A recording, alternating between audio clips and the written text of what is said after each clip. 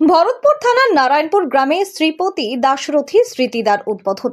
মুর্শিদাবাদ জেলার ভরতপুর থানার আমলাই গ্রাম পঞ্চায়েতের নারায়ণপুর গ্রামে এক সমাজসেবীর নিজের অর্থ ব্যয় এই দ্বার তৈরি করেন ও আজ উদ্বোধন করেন মুক্তচাঁদ ভট্টাচার্য।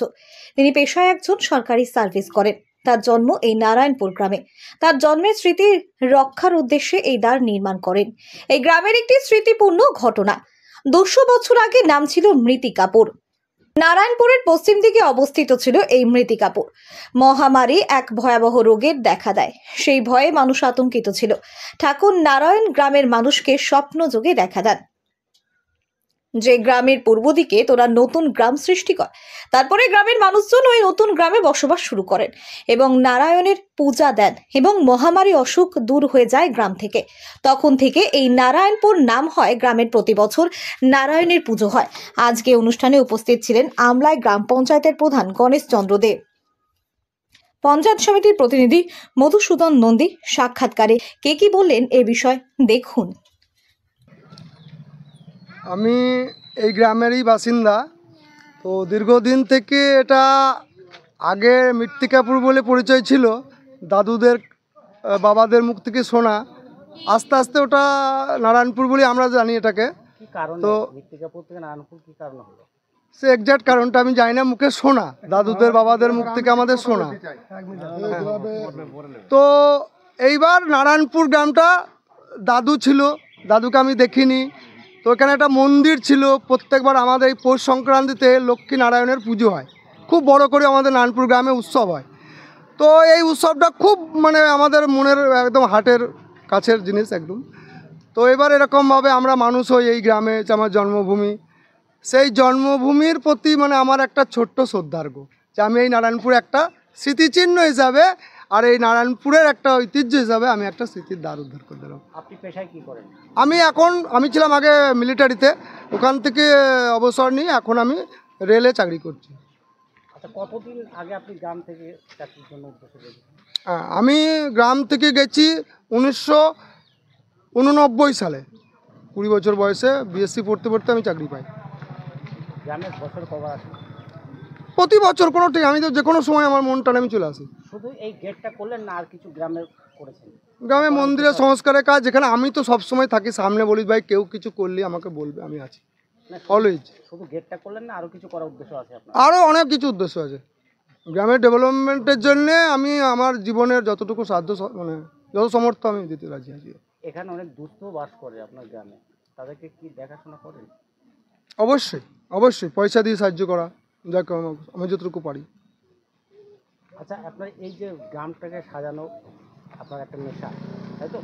অবশ্যই হচ্ছে, তাহলে আপনার আশেপাশের গ্রামেও তো আছে এরকম অনেক দুর্বল। অবশ্যই অবশ্যই, তাদেরকে কি আপনি সাহায্য করবেন? অবশ্যই অবশ্যই। আমাকে এই যে কুসুমপাড়ের মহারাজ এসেছিলেন সাধু বাবা, এবার দাদা আমাকে কিছু দান করুন, আমি অবশ্যই আপনি করুন, আমার সমর্থন তো সাহায্য করবেন। আপনার কি নাম? আমার নাম মুক্তচাঁদ ভট্টাচার্য। কোথায় বাড়ি? আমার বাড়ি নারায়ণপুরেই। এখন বর্তমানে কোথায়? ব্যারাকপুরে থাকি। কি করেন?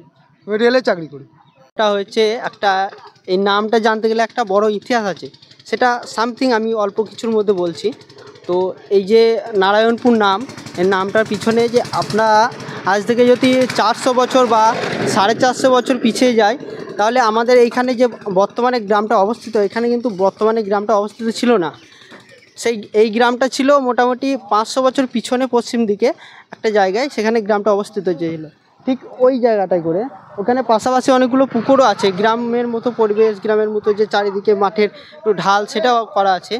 তো তখন কি হয়েছিল যে একটা বড় ধরনের মহামারী এসেছিল। সেই মহামারীর কারণে সমস্ত গ্রামের মানুষ ভয়ে আতঙ্কিত হয় এবং প্রায় ঘরেই মহামারী ছিল।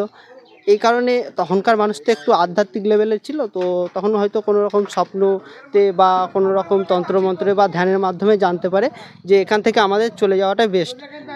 তখন সে নারায়ণ দেব তাদেরকে স্বপ্নদেশ হোক বা ধ্যানের মাধ্যমে হোক জানায়, এবং সেখান থেকে বর্তমানে আজকে যেখানে গ্রামটা অবস্থিত, সেখানে তারা গ্রাম প্রতিষ্ঠিত করে। এবং গ্রামটা প্রতি বছরই নাম অনুসারে, নারায়ণের নাম অনুসারে প্রতি বছর পৌষ মাসের শেষ 2 দিন এবং মাঘ মাসের প্রথম 2 দিন এখানে পুজো হয়ে থাকে প্রতি বছর।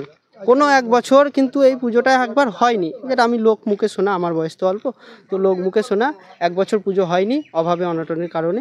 তো সেই বছর গোটা গ্রাম, তখন খড়ের বাড়ি ছিল, সম্পূর্ণ গোটা গ্রাম একদম পুড়ে গেছিলো, আগুন লেগে পুড়ে গেছিলো। তো সেই কারণে গ্রামবাসীরা আবার পুনরায়, হঠাৎ লেগেছিল না কোনো কারণবশত লেগেছিল আচমকা। এবার সবটাই তখন ধরা যায় যে নারায়ণের পুজো হয়নি, তার জন্যেই এটা হয়েছে। তো পুনরায় সেই বছর চৈত্র মাসে যে শেষ তারিখে পুজো হয়, সেই চৈত্র মাসের শেষ দিনকে পুজোটা আবার পুনরায় হয়েছিল। এরপর থেকে প্রতি বছর পৌষ মাসের শেষ 2 দিন এবং মাঘ মাসের প্রথম 2 দিন এই পুজো হয়ে থাকে। দেখুন, এই গ্রামটা পরিবর্তন হতে আমাদের গ্রামে বিরাট এক দুর্ধর্ষ রোগ আছে। সেই রোগটা হচ্ছে বসন্ত রোগ। বসন্ত রোগ থেকে মানুষ মুক্তি পাওয়ার জন্যে ওখান থেকে সরে এসে ওরা এখানে বসবাস করে, দিয়ে গ্রামের নাম দিয়েছে নারায়ণপুর। সেই নারায়ণের কৃপায় আমাদের সে সব সুস্থ হয়, তার জন্যে আমাদের এখানে নারায়ণ পূজা হয় এবং সকলেই নারায়ণকে মানে। এটা কত বছর আগে এই গ্রামটা ছিল মোটামুটি একটা আন্দাজ আপনার? এটা তো আমি বলতে পারছি না, ব্যাপার হচ্ছে কি বাবাদের আমলের কথা, আপনার পূর্বপুরুষের বছর কি 200 বছর এরকম হবে। 200 বছর। হুম। আপনি এগুলো কাদের কাছে শুনেছেন? এই আমার দাদুদের মুখে, বাবার মুখে, বয়স্ক লোকের মুখে শুনতেন? হুম। ওই কলেরা রোগ হওয়ার পরে স্বপ্ন যোগে দেখায় নারায়ণ যে এটা নারায়ণপুর নাম রেখেছে। না, নারায়ণ দেখায় যে এখান থেকে তোমরা সরে যাও, তাই তো? যাই হোক, কোনো একটা হয়তো স্বপ্ন পাক বা কোনো একটা কিছু অনুভব করুক, তার জন্য ধরুন এখানে করেছে। আচ্ছা, এখন কেমন আছেন আপনারা? এখন আমরা সুস্থ আছি এবং আমাদের গ্রামের সকলেই সবাই ভালো আছে।